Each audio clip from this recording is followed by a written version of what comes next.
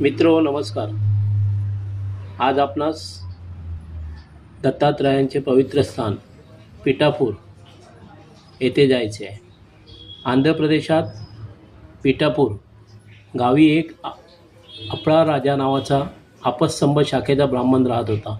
त्याची प्रतिवता भार्या सुमती नित्य आणि अतिथी पूजा करीत असे. एकदा ब्राह्मणाच्या घरी श्राद्ध असताना श्री दत्तात्रयाचे अतिथी स्वरूपात आले.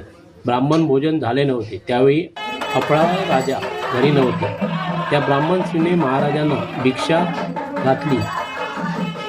भगवान श्री दत्तात्रय म्हणाले की मी प्रसन्न झालो आहे. त्यांनी तिला तिच्या मनातील इच्छा विचारली. ती म्हणाली की प्रभू, मला अनेक पुत्र होते, ते स्वर्गवासी झाले. जे वाचले ते अक्षयहीन पादहीन आहेत. कर्तबगार पुत्राशिवाय जीवनाला काय अर्थ आहे. मला तुमच्यासारखा ज्ञानवंत ईश्वरासमान पुत्र व्हावा. हे ऐकून श्री दत्त महाराज भविष्यातील त्यांच्या आविष्काराचा विचार करून प्रसन्न झाले व म्हणाले, तुला कुलभूषण तपस्वी कीर्तिमान असा पुत्र होईल.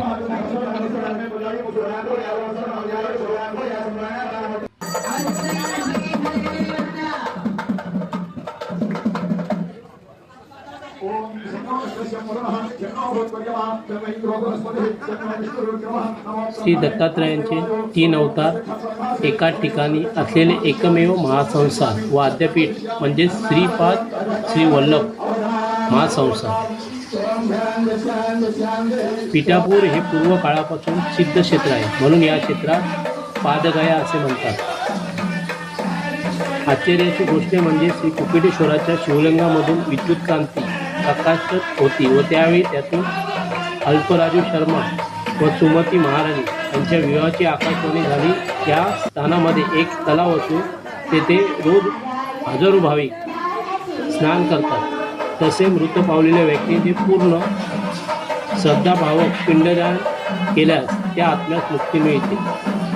त्या जागेला पादगया असे संबोधले जाते. तसेच श्रीपाद श्री वल्लभ